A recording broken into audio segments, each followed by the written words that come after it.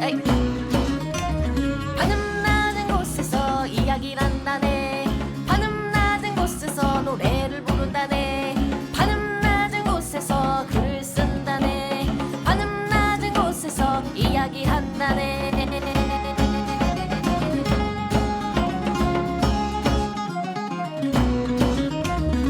자, 천원돌파 에이프릴 제 478화 어제 못 봤어 쉬운 한 번째 편 시작하겠습니다. 와. 네, 저는 대중문화 칼럼니스트 강상준이고요. 전대입니다. 아, 정 과장입니다. 자, 그리고 지난번 인터뷰에 응해주셨던 홍낙훈 작가님과 함께 할게요. 안녕하세요. 반갑습니다. 반갑습니다. 네, 작품도 이렇게 본 거, 어제 본 거 뭐 이렇게 얘기해 주신다고 합니다. 네. 일단 나부터 할까? 먼저 하세요. 가장 최근에 본 게 어제 발레리나가 올라왔거든. 아, 이 이충현 감독, 콜 감독이지, 넷플릭스 오리지널 작품이고 올라오자마자 봤어. 근데 이게 뭐 또 킬러 얘기고 뭐 그런 약간의 편견을 가지고 봤지. 영화의 만듦새가 그렇게 좋지 않을 거다라는 생각으로. 근데 생각보다는 나쁘지 않았다. 아, 그래요? 역시나 여자친구를 데리고 잘 만들었구나.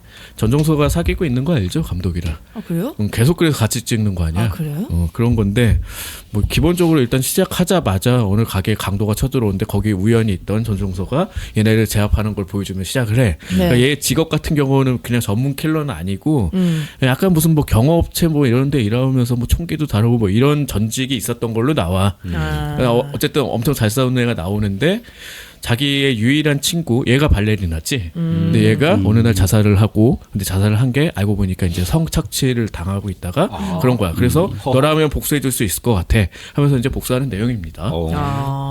근데 이제 김지훈 배우 있지, 요즘 머리 길러가지고 좀 나오는, 몸이 엄청 좋더만.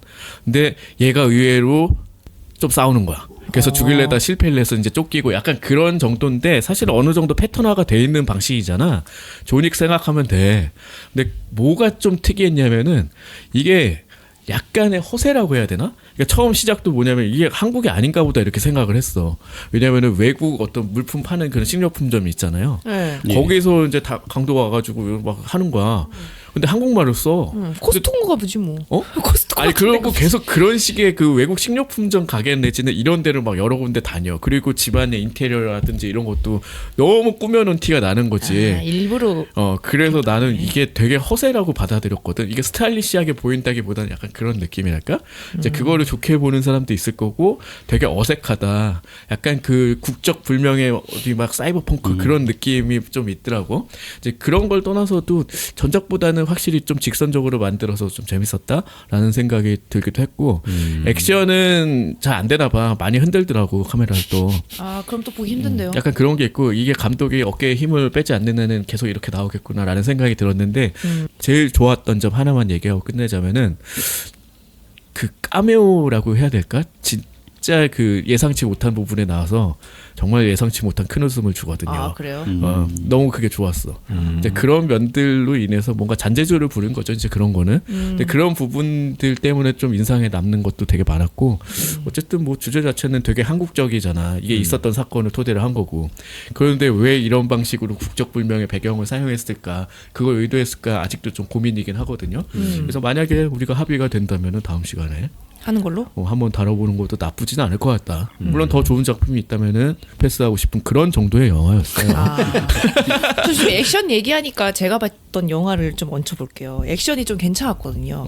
그 넷플릭스에서 갑자기 이게 어느 날 이제 뭘 볼까 하고 틀었는데 더 우먼 킹이라고 1위를 달리고 있더라고요. 궁금하잖아요. 이거 내용 자체는 뭐 18세기에 포르투갈 노예 상인이 어떤 이제 그 아프리카 부족에 사람들을 맨날 데려가는 거예요, 노예들을. 그러다 보니까 남성이 부족하고 여성들만 많아져서 이 여성들을 갖고 전사를 만든 거죠. 전사 팀을 만든 거예요.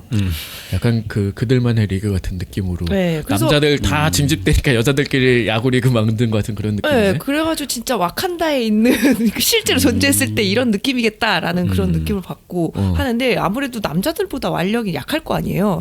그래서 싸우는 방식이 막 뛰어넘고 막 구르고 막 이러면서 싸우는 장면이 멋있어요. 그리고 손톱도 얘네는 기르는 거야. 그러니까 그것도 공격인가? 손톱을 그냥 아예 쥐어 뜯고 막 이런 액션들이 나오는데 액션 씬을 너무 잘 만들었고, 가장 원초적인 무기지 이빨과 손톱은. 네, 그래서 그런 장면도 되게 멋지게 잘, 액션이 진짜 잘 만들어져 있고, 그리고 여기 여기 내용은 사실 약간 한국 옛날 드라마 같은 그런 시놉시스가 들어가긴 해요. 그러니까 그 주인공이 여자애가 말해도 되나? 스폰데? 뭐 그냥 남자 찾아가는 거요? 아니요, 여기 이제 이 그 전사들의 리더의 딸이었다. 알고 보니 딸이었다. 뭐 이런 얘기는. 금수저였다. 금수저가 아니라 딸이었는데 이제 버림 받아가지고 얘는 이제 다른 인생을 살다 이제 만나게 된 그런 건데 그 진짜 멋있게 싸우거든요. 전사들이. 그래서 킬링타임용으로 그런 멋진 액션씬을 보고 싶으면은 괜찮을 것 같아요. 그래서 재밌게 봤다. 갑자기 또 목소리가 실패했어? 목소리가 왜 자꾸 작아지는데 끝까지 갈수록. 표정 보니까 약간 실패한 느낌이야. 아니 요즘 넷플릭스가 이제 이런 류로 이제 가겠구나라는 아니, 생각이야. 근데 이건 넷플릭스 오리지널 아니에요. 오리지널 아니야? 네. 나 오리지널로 생각했지. 왜? 아니에요. 나 처음 들어봐가지고. 22년인가 개봉을 했었던. 나도 처음 들은 것 같아요. 그러니까 나는 그 뭐 흑인 여자도 있고 뭐 싸운데 그래서 뭐 아프리카인가 그냥 그렇게 생각했거든. 부족 싸움인가 보다. 근데 그거보다는 훨씬 흥미롭구만. 네, 우리나라에서 개봉은 안 했었는데 어쨌든 넷플릭스 오리지널은 아니에요. 그렇군요. 네. 작가님도 하나 소개해 주죠. 저는 요즘에 뭐 영상물이나 책은 그렇게 많이 보지 못했고요. 요즘에 이제 본업에서 좀 일이 좀 있다 보니까 짭짤이 게임 정도 하고 있는데 네. 일단은 아머드 코어 6 좀 하고 있고요. 근데 요거 같은 경우는 지금 하고 계신 분들이 있으셔가지고 좀 자세하게 얘기하면 스포일러가 좀 될 것 같기도 하고. 뭐 근데 어느 정도까지 소개하는 데는 나올 수 있잖아요. 예, 루비콘 3라는 행성에서 벌어지는 일들인데 그 코랄이라고 하는 특수한 어떤 물질을 두고 벌어지는 일이에요. 이제 코랄이라고 하는 특수 물질이 발견이 되고 거기에 초거대 기업들하고 국가들이 개입돼서 뭐 벌어지는 일련의 사건들인데 그 물질이 한 번에 폭발을 하면서 행성이 다 타버리는 사건이 발생을 합니다. 아, 그 가연성이 있는 물질이네요.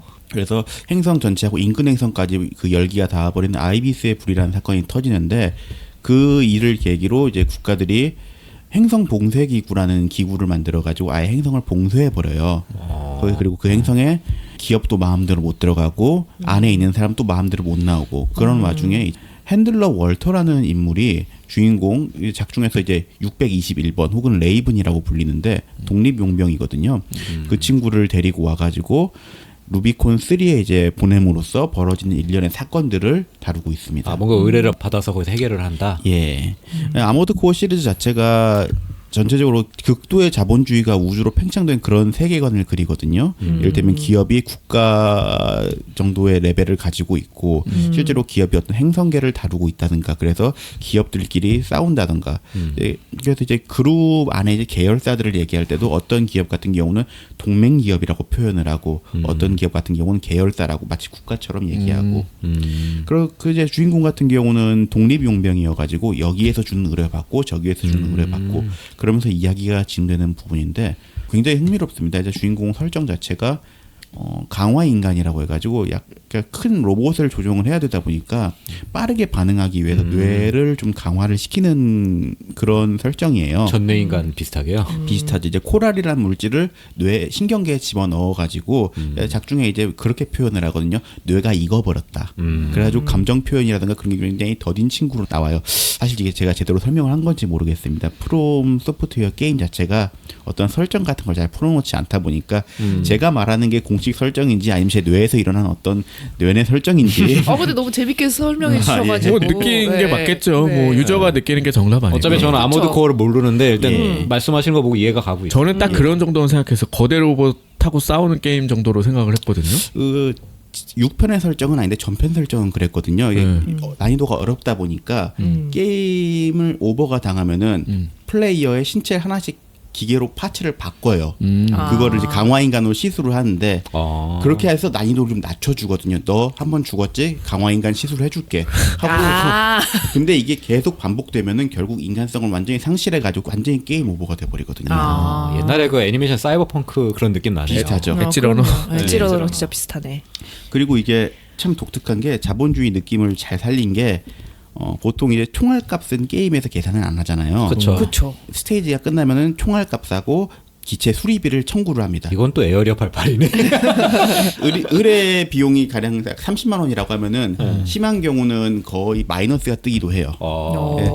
이번 편 같은 경우는 마이너스 돼가지고 강제 어떤 오버 당하는 경우는 없다고 하지만 예전 편 같은 경우는 계속 마이너스가 떠가지고 적자 나서 마이너스 게임 오버되는 경우도 있다고 하더라고요. 그렇군요. 그럼 그거 가지고 이제 주인공이 계속 적과 싸우면서 뭐 레벨업도 그렇죠. 하고 그렇겠네요. 예. 계속 로봇 파츠를 바꾸고 그거에 대해서 어떤 이야기가 이어지는 건데 큰 흐름에서 이제 코랄이란 물질을 어떻게 볼 것인가. 그러니까 저는 그렇게 생각을 하거든요. 이야기 자체가 대항해 시대 때 스페인하고 신세계 쪽의 어떤 선주민들의 입장이라든 그런 이야기를 좀 메타포가 있다고 생각을 해요.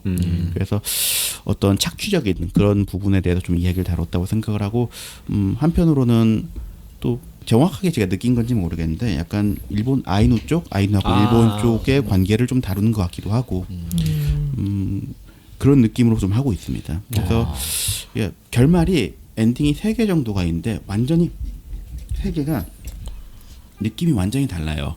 하나는 그러니까 결말까지 말해버리면은 스포일러가 되니까 어렵지만 또 하나의 큰 핵심이 자유의지를 테마로 다루다 보니까 결말에 선택하는 것도 결국은 플레이어의 자유의지 그쪽에 대한 거거든요.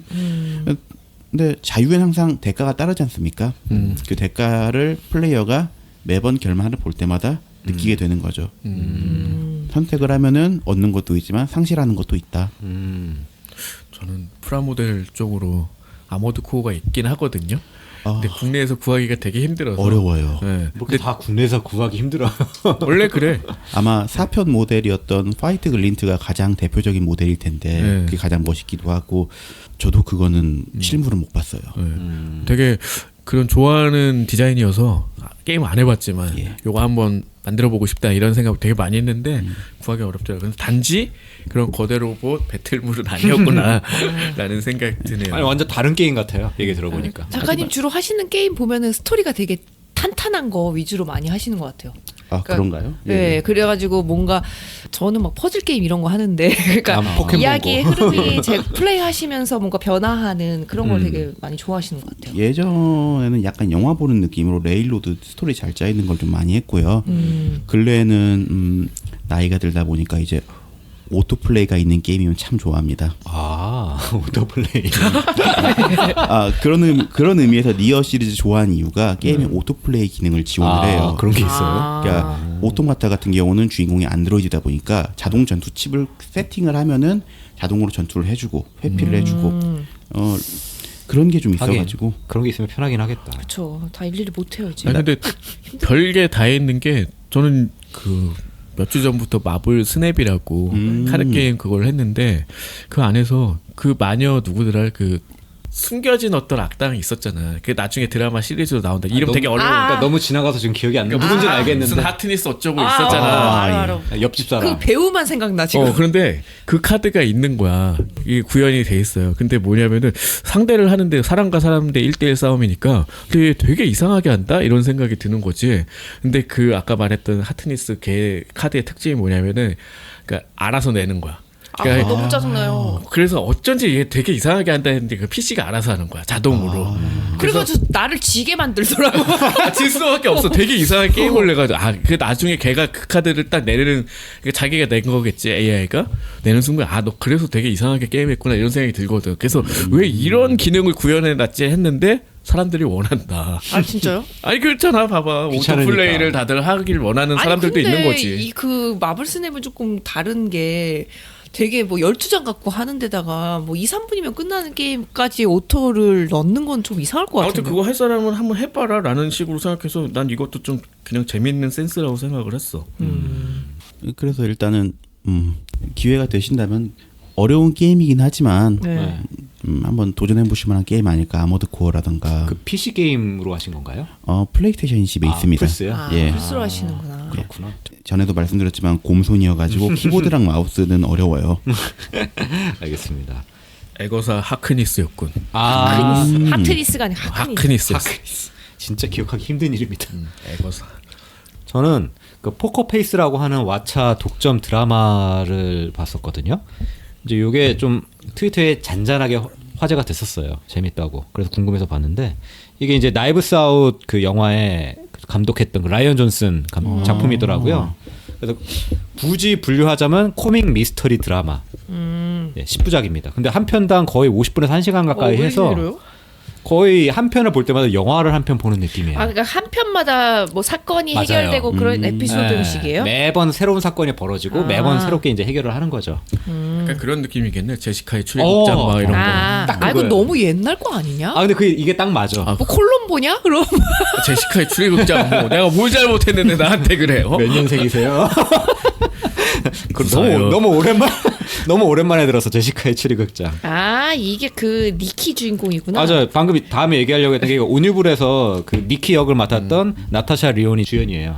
나 너무 좋아하는 배우인데. 나는 처음 봤거든. 목소리 엄청 걸걸해가지고. 완전 걸걸해가지고. 아, 그 오니블을 보면 오렌지 더 뉴블랙을 보면은 좋아하지 않을 수 없는 아 그래요. 그런 배우죠. 약쟁이로 들어가 있는 건데 약 끊고 되게 나도 오니블에 진짜 관심이 별로 없었는데 이 양반이 주연을 했다고 해서 그러니까 오니블 조금 관심이 가더라고. 오렌지 이즈 더 뉴 블랙 그 거기에 나오는 캐릭터들이 그러니까 주인공 빼고 나머지가 다 매력적이었어요. 저는. 그렇지. 주인공이 제일 별로야. 필요가 없어지는. 이 사람이 주인공이 아니구나. 왜 아니었어요. 근데 거기 나오는 캐릭터들이 멋진 캐릭터들이 너무 많이 나와가지고 그러니까 그 백인 여자가 제일 별로였어. 교도소 갑자기 수감되면서 벌어지는 그 논픽션을 토대로 한 건데 이 드라마는 5시즌까지 있나? 꽤 많이 했죠. 분산극으로 이제 바뀌면서 되게 재밌는데 아무튼 그 니키 역을 한 사람이 5시즌까지 계속 나오면서 굉장히 그쵸. 다양한 어떤 포지션을 소화를 하고 있거든. 그 그것도 나- 있잖아. 러시안 인형처럼에서도 맞아요. 나왔잖아. 거기도 맞아요. 나왔다고 하더라고요. 근데 이 사람이 여기서 보면 어떻게 보면 제시카의 위치에 있는 거예요. 사건을 해결하는 딱 핵심 인물이고 탐정. 탐정이죠. 얘 어떻게 해결하냐? 얘 다른 능력은 없어요. 그냥 상대가 거짓말하는 걸 보면 바로 알 수 있어. 아, 그거 너무 엄청난 능력 아니야? 개사기지 그게. 그래서 이런 거야. 예를 들면은 중간에 이제 카드를 쫙 펼쳐놓고 내가 지금 들고 있는 게 뭐게? 내가 그런 다음에 자기가 스페이드를 들고 있는데 이거 하트라고 거짓말하면 그걸 바로 알아채고 불쉣 이런 능력을 갖고 있어요. 그래서 처음부터 이게 뭐 어떻게 할 수가 너무 없잖아요, 능력이 그럼. 좋은 거 아니야? 이런 생각이 좋지. 그 들었는데. 이사가 코타로의 명랑한 갱이 모직을 움직인단가? 거기도 한 명 능력자가 그런 애가 있거든. 뭐? 그러니까 본능적으로 거짓말 캐치하는 사람. 근데 이제 그 사람은 아예 뭐 정통 미스터리를 만드는 사람은 아니기 때문에 이제 그거 영화로도 2편 나왔는데 되게 재밌게 이끌어 가거든. 아무튼 근데 이거는 내가 알기로 본격 미스터리로 알고 있는데 그건 너무 사기 아닌가? 이거 그래도 본격은 아닌 거. 본격에 이 정도면 사기인데요. 난 장르 구분은 좀 애매한 것 같고 그리고 심지어 매 극화마다 범인을 초반에 다 던져놔요. 이게 죽는 장면 나오고 누가 죽였는지 다 나와. 그럼 콜롬보인데? 그래 그 도서출이지 그게. 그런 다음에 과연 이거를 얘가 얘가 왜 맞힐 어떻게 것인가. 맞추느냐 그 과정을 이제 보여주는 거죠. 그래서 도서출이라고 해요 그런 걸. 예. 도치 서술의 준말이지. 그 달콤 장르에 잘 설명이 돼 있습니다. 그런가? 거기도 도서출이 얘기 나오죠. 아주 훌륭한 책이죠. 잠깐 그럼 플레임을 얘기해. 야 그렇게 비웃을 만한 얘기였냐? 어? 야, 자, 플레임 좀 얘기하자고. 오라 달콤한 장르 소설이요. 서점에서 바로 사실 수 있습니다. 미안합니다. 내가 알코올이 조금 들어가다 실소를 터뜨려. 와 완전 비웃네. 알코올이 조금 들어가다 보니 이제 본인이 그렇게 잘 만들어 놓고 본심이 드러났습니다. 죄송합니다. 네, 어쨌든 이게 주인공이 이제 그래서 그 능력 때문에 예전에 카지노에서 한탕을 많이 했어. 돈을 많이 벌었어. 아이고 너무 근데 문제는 그거지. 너무 알려져 가지고 결국은 쪼그라들었다. 어디서도 받아주지 않고 공적이 된 거지. 카지노 업계에서. 아, 카지노 아니면 못 벌어? 못 보나 봐. 벌 수 있는 방법이 아니, 여러 근데 가지 동네마다 갔는데도 이미 수배령이 떨어져서 못 한대. 그래가지고 진짜 어떻게 할지 모르는 상황인데 예전에 카지노 얘가 한탕을 할 때 얘를 눈여겨본 카지노 업계가 대부가 있는데 걔가 얘를 걷어들여서 너- 탐정을 시키는 거야? 아니 카지노에서 그냥 서빙이나 해라. 왜냐면 얘를 쓸기에는 위험하고 그렇다고 방치하기도 그러니까 그냥 자기 품 안에 두는 거지. 그래서 이제 카지노 회사에서 일을 했는데 그 1화가 이제 전체적인 이야기의 단초가 되거든요. 얘가 제일 왜 큰 사건이 일어나는 거죠? 전국을 떠돌아다니면서 사건을 해결하는데 얘가 왜 전국을 떠돌아다녀야 되냐. 그러니까 카지노에서 일하는데 이제 서빙하는 친한 동료가 있었어. 근데 걔가 어느 날 남편한테 살해돼서 죽은 사건이 벌어진 거지. 그래가지고 이제 그런가 보다 했는데 얘가 이제 주변에 얘를 죽인 범인이랑 우연히 얘기를 하면서 여기에 음모가 있구나 하고서 그걸 딱딱 해가지고 결국에는 카지노 대부의 이제 아들이 그 카지노를 움직이고 있었는데 그 새끼를 이제 궁지에 몰아넣으면서 걔가 자살을 해버려. 그런 다음에 이제 아버지한테 바로 연락 오지. 너 죽는다 이제. 어디 한번 도망쳐 봐라 하니까 얘가 이제 열심히 도망치면서 사건을 해결하는 거야.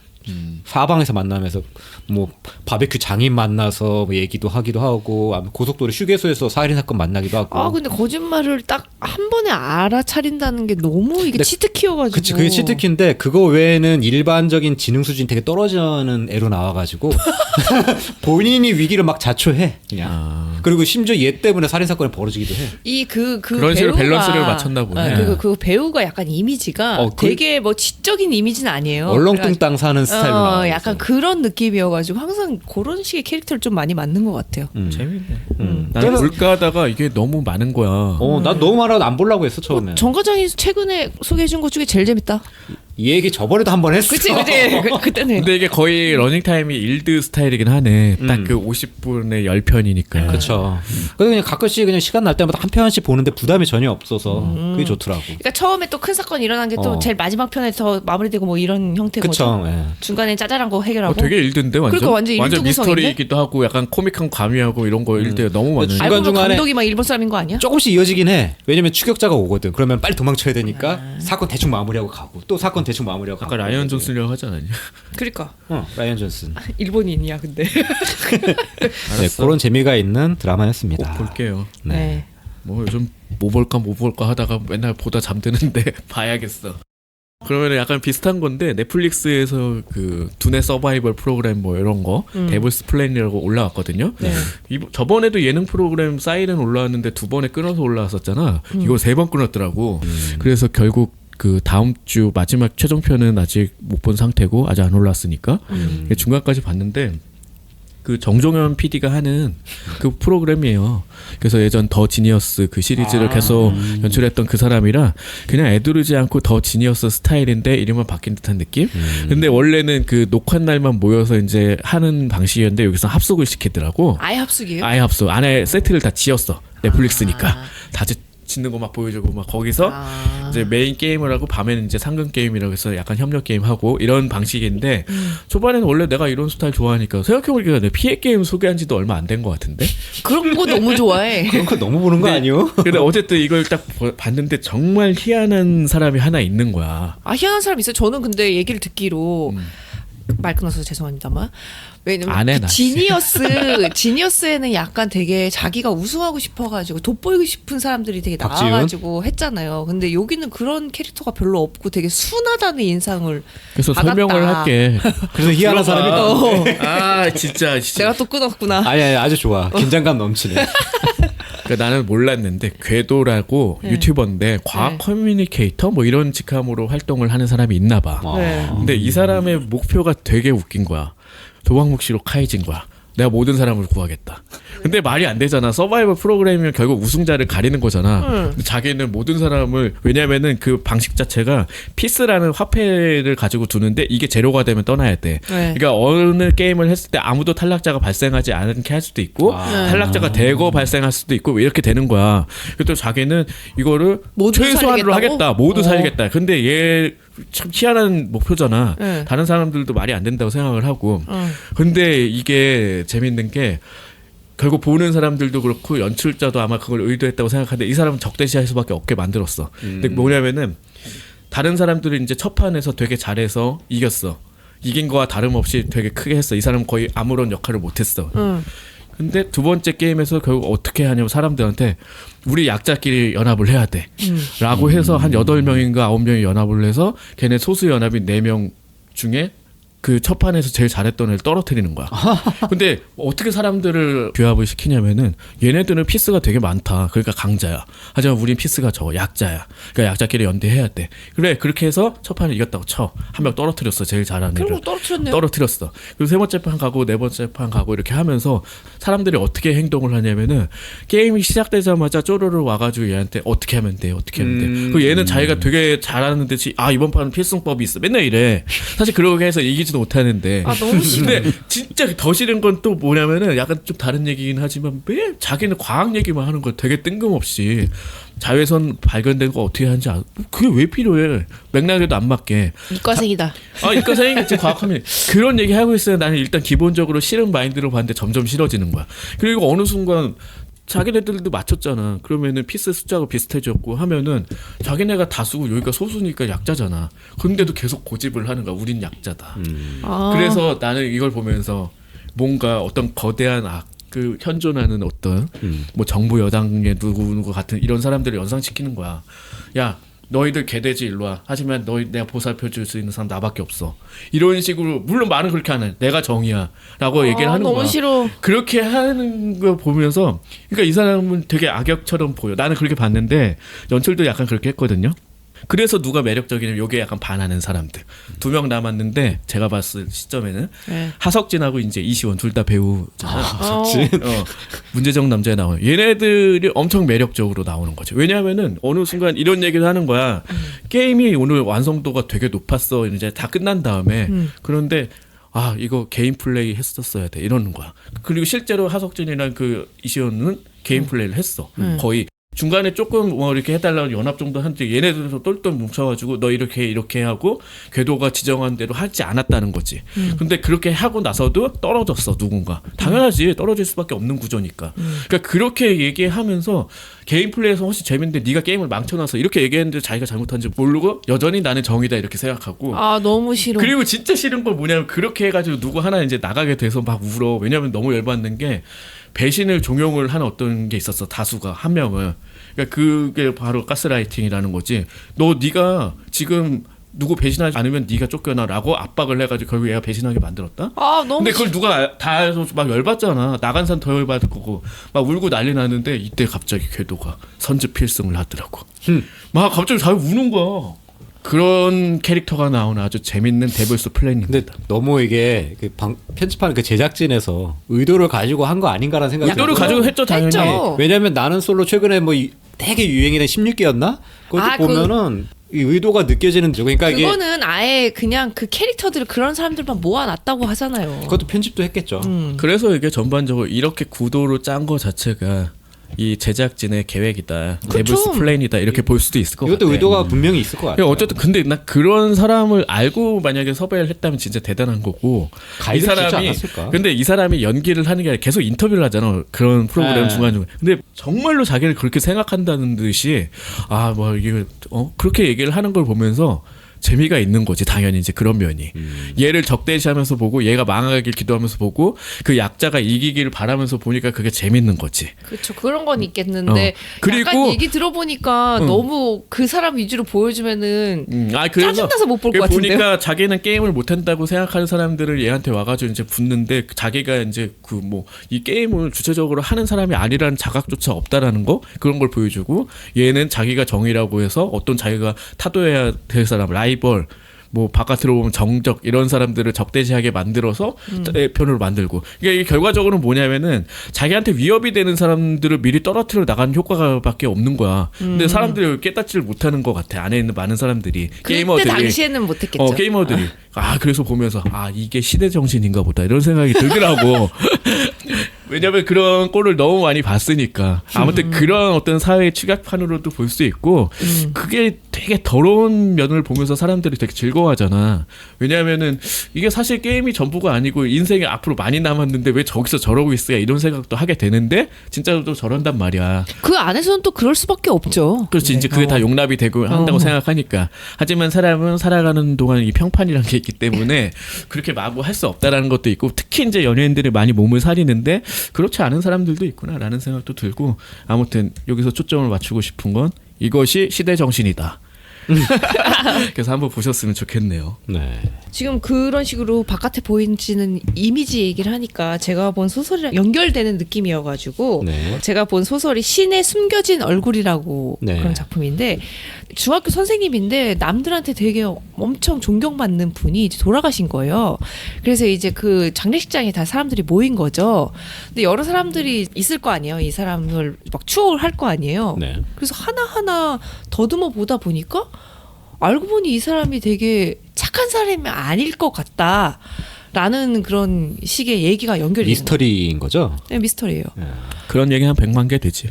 그래서 알고 보니까 그때 그 사건이 이런 게 아니었을까라고 누가 한 명이 얘기를 하니까 잠깐만요. 뭐요? 막 이러면서 이렇게 한두 명씩 얘기를 단서가 하다 점점 모인다. 모여서 얘기를 하다 보니까 막 이 사람은 살인도 한 3-4번 저질렀고 뭐야? 스토커도 했고 막 이런 사람이 된 거예요. 그건 뭐 정보가 오염된 거 아니야 그러니까 혹시? 근데 중간까지 그냥 너무 독자들한테 이 사람이 네. 진짜 나쁜 사람일 것 같다라는 얘기로 너무 차곡차곡 쌓아 나가거든요. 그래가지고 그럼 이 사람이 나쁜 얘기로 끝날 거는 근데 아니잖아요. 미스터리 소설에서. 그래서 이제 중간부터 이제 탐정 역할을 하는 한 명이 그걸 또 하나씩 깨부시는 얘기가 그렇지. 나오기 누가 시작하는 정보를 거예요. 오염시켰는지를 알아내는 그런 거겠네. 깨부셔 나가면서 그러면 결국 나중에 그래서 중반부 가면은 그래 이 선생님은 그냥 착한 선생님이었어 그래. 라는 지점까지 이르는데 그 뒤에 큰 반전이 더 있기는 하죠. 그 선생님과 뭔가 원한이 있는 뭐 누군가 그럴 수 있겠네. 네, 그래서 그 과정이, 그러니까 왜냐면 독자한테 처음부터는 아예 맨 처음에는 이 선생님이 되게 좋은 선생님이다. 왜냐면 뭐 NPO 활동까지 해가지고 자기가 뭐 은퇴를 한 이후에도 막 초등학생들도 막 가르치고 여러 가지 활동들을 하면서 되게 좋은 선생님이라는 걸 나열을 하는 것 같으면서도 중간에 이제 화자가 계속 바뀌거든요. 누구 이름으로 나와 요즘 많이 쓰는 수법이잖아요. 쓰는 수법이라기보다는 군상극이라고 생각해. 네, 그래서 근데 그때 나한테 왜 떫은 야채를 주셨을까? 막 이러면서 나중에 그러니까 뭐 떫은 야채 갖고 그래. 그러니까 왜냐면 그 사람이 이제 은퇴를 하고 나서 어떤 맨션 같은 거를 자기가 사가지고 되게 헐값에 다른 사람들이 입주해가지고 살게 해주고 이랬는데 또 자기가 키운 야채를 막 나눠주기도 했다는 거예요. 근데 그 맛이 이상했대. 그좀 이상한데? 그러니까 알고 보면 독한 거 아니에요? 막 이런 얘기까지 나오게 쓸데없이 되는. 예민한 거 아니요? 근데 그게 결국은 아니었고 더 큰 반전이 있었다라는 걸로 연결이 되는데 사람들이 이렇게 생각을 오히려 모아보면은 오염될 수 있지. 오염이 될 수 있겠구나. 오염된 사람 10명 모여봤자 오염된 거지. 뭐. 그러니까 제가 되게 좋아하는 방식의 이야기예요. 그게 이하미스에 제일 많이 쓰는 네. 그런 방식이잖아. 그러니까 이하미스는 취미가를 참고해 주시면 좋겠고.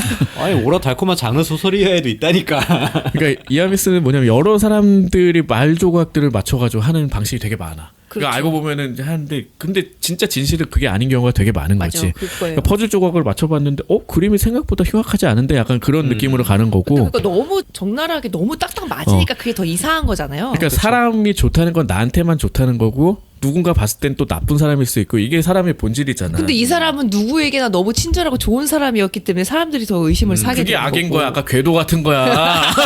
아니 악으로 매도하지 말라고. 그냥 아니, 민간이냐 민간인. 그래서 그리고 장례식에서 이런 말을 이제 딸이 하는데 사람은 이제 2번 죽는데 처음에 이제 진짜로 죽는 거고 그다음에 잊혀졌을 때 죽는 거 그거를 이제 좀 풀어서 얘기를 하거든요. 소문에 죽지 또. 히로루크 닥터 아니야 그거? 근데 결국 그래서 이렇게 얘기를 사람들이 모르는 사람들끼리 결국 모여가지고 이 사람이 잘못됐다 막 이렇게 추리를 하다 결국 아니게 되는 과정을 통해서 여러분들에게 우리 아버지가 더 이렇게 인상에 많이 남게 돼서 감사합니다 뭐 이런 얘기도 하게 되거든요. 왜냐면은 그냥 좋은 선생님이었습니다 이렇게 됐으면 오히려 잊혀질 수 있잖아요. 시간이 지나면 돌아가셨을 때. 근데 알고 보니 좋은 사람이 아니었을까 하고 같이 토론을 하는 과정 속에서 기억에 많이 남게 된 거죠. 노이즈 마케팅인가? 뭐 근데 뒤에 되게 저는 맨 마지막에 반전은 살짝 너무 억지스럽다는 생각이 들어서 그 부분은 좀 마음에 안 들긴 했지만 뭐 한 사람에 대해서 이렇게 얘기를 하는 데 있어서 이런 식으로 풀어나갈 수도 있구나라는 측면에서 조금 그 면은 재밌게 봤던. 그냥 인간에 대해서 사실 다 아는 것 같은데 아무것도 몰랐네라는 방식으로 이야기하는 것 중에 제일 대표적인 게 뭐냐. 자기 자식에 대해서 다 알고 있다고 생각했는데 알고 보니 아무것도 몰랐다라는 식의 이야기 한 100만 개 되잖아. 그렇죠. 케빈에 대하여도 그런. 되게 많아. 그런 그렇죠. 이야기들을 얘가 갑자기 사라졌어. 찾으러. 근데 얘가 뭐 마약도 하고 있어. 뭐다 이런 얘기 되게 많잖아. 근데 이런 걸 사람들 왜 많을 수밖에 없냐면은 내가 이 사람에 대해서 다 안다고 생각했을 때 그 되게 의외의 점 발견하면 그게 엄청 충격적이잖아요. 네. 그게 너무 일상적인 거지. 그치. 그게 보통이기도 하고. 그런 면들을 미스터리로 만든 것들이 그래서 이하미스를 보면은 아주 끔찍한 사건이 없어도 충분히 끔찍하게 보이는 이유는 그런 것 때문인 것 같아. 걔도 그래서 제작진은 성공했다. 한 사람은 빌런으로 각인시켰어. 그리고 신의 숨겨진 얼굴은 뭐 책도 뭐 300페이지 정도 되나 그래서 짧네. 앉아서 저 점심 시간에 한 이틀인가 해서 다 봤어요. 오. 진짜 빨리 볼 수. 굉장히 좋은 마케팅 포인트다. 진짜 빨리. 점심 시간에 딱 2번에 다 읽을 수 있습니다. 그건 아닌 것 같아. 너무 아까워. 자, 오늘 다뤄본 작품 정리하자면은 영화 발레리나 그리고 더 우먼 킹 그리고 게임 아모드 코어 6 홍낙훈 작가님이 얘기해 주셨고요. 그다음에 왓챠의 시리즈로 포커페이스 올라와 있죠. 그다음에 리얼리티 두뇌 서바이벌 데블스 플랜, 마지막으로 소설 신의 숨겨진 얼굴까지 이야기해봤습니다. 네. 다채롭네요. 그러게요. 게임 하나 얹어주셔서 더 풍성하게. 아유, 감사합니다. 네. 자, 인터뷰에 이어서 방송까지 함께 해봤는데 소감 들어보고 맞춰볼까요? 그러면 아우, 긴장되느라 죽는 줄 알았습니다. 아 그래요? 전혀 몰랐는데 되게 잘하셨는데. 전혀 너무 몰랐는데. 잘해주셔가지고. 이렇게 초대해 주셔서 너무 감사하고요. 네. 네. 들어주신 모든 분들께서도 즐거우셨으면 좋겠습니다. 네. 그 즐거움이 책 구매로 이어지셨으면 정말로 좋겠네요. 네. 그러게요. 네. 그럼 긴 시간 같이 해봤습니다. 네. 자, 끝내볼까요? 네. A보다 반응 낮은 곳에 숨어있는 대중문화의 모든 것 천원 돌파 A 플랫! 고맙습니다.